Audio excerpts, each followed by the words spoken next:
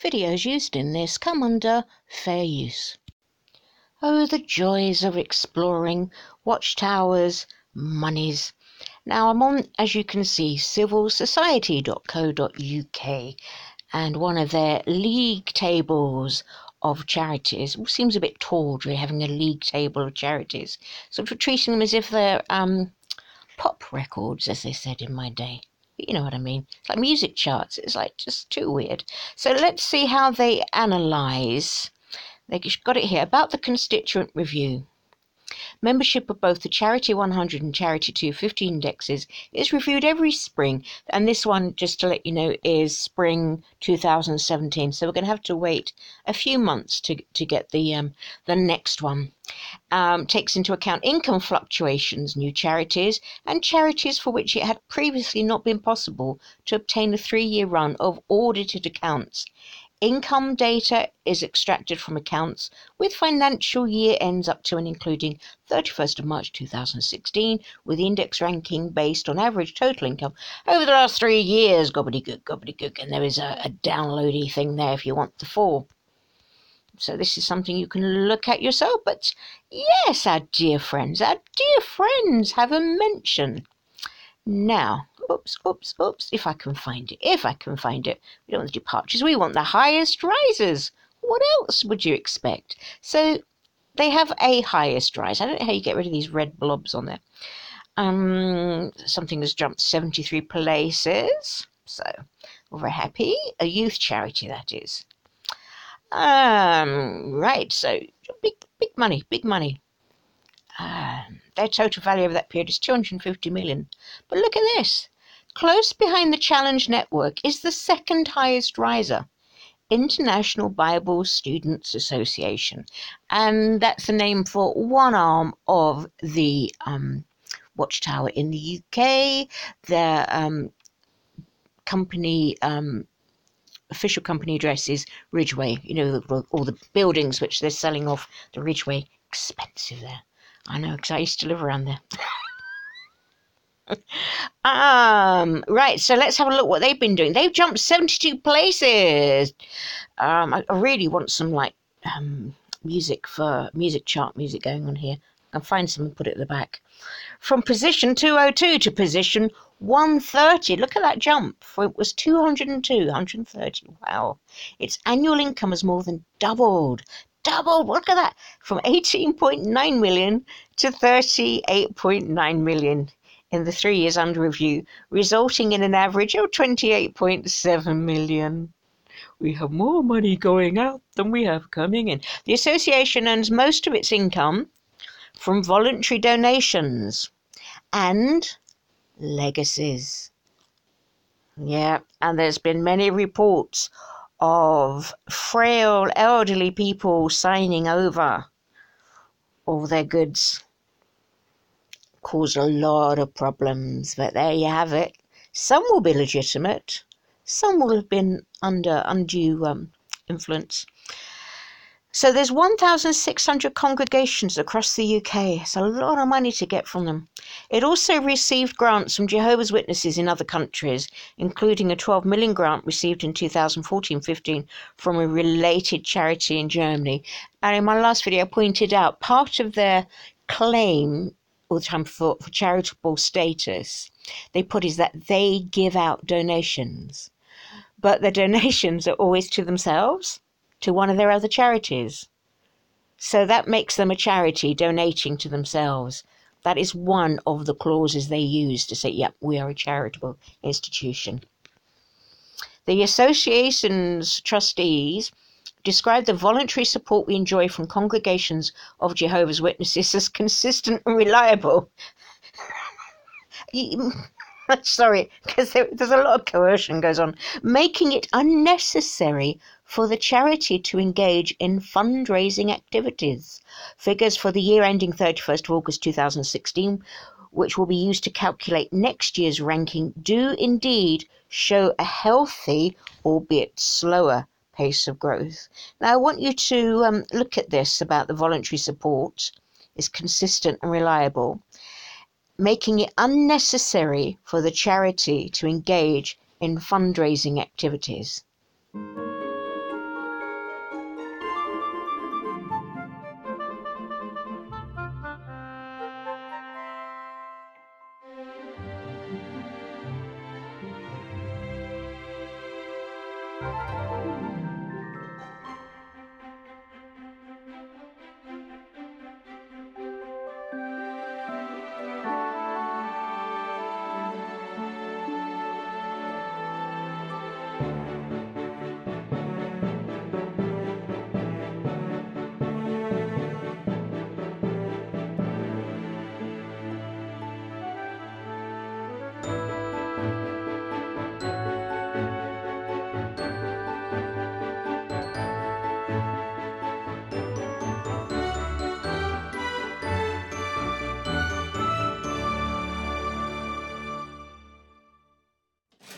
The voluntary support we enjoy from congregations of Jehovah's Witnesses is consistent and reliable, making it unnecessary for the charity to engage in fundraising activities. There's nothing Jehovah could possibly need. Made everything from the start. So what can I give him, or how can I live in a way that brings joy? It's unnecessary for the charity to engage in fundraising activities. The voluntary support we enjoy from the congregations is consistent and reliable. The governing body has asked me to use Proverbs 3:9 as the theme for the message they would like to be shared with the entire household of faith this month. Let's read that text together. Proverbs chapter 3, verse 9. And after we read it, we want to consider what are your valuable things. Money! And what does the verse mean by giving the first fruits? Money! Let's read Proverbs chapter 3, Money! verse 9. Money!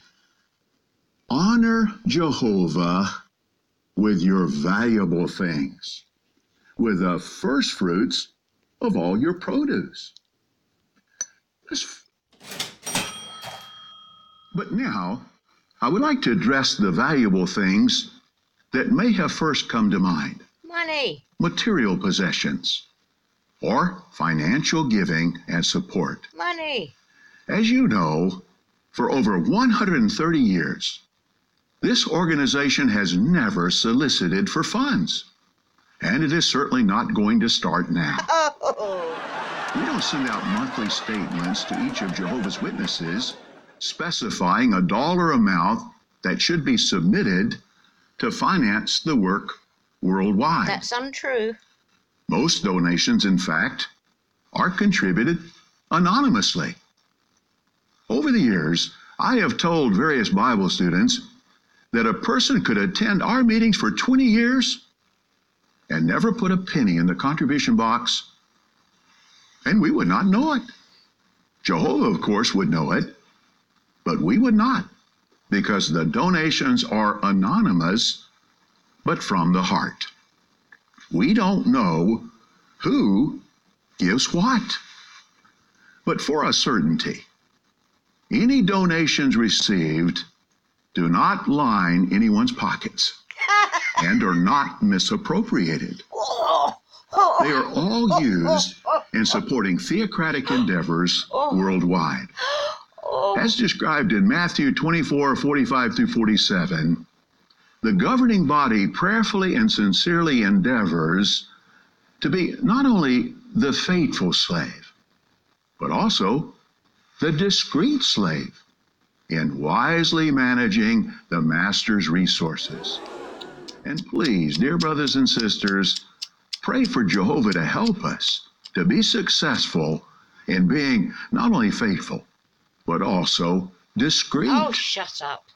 But often a member of the governing body will be heard to say, in spending Jehovah's money, we have to be more careful than we are in spending our own money. And that is truly how we feel about the matter.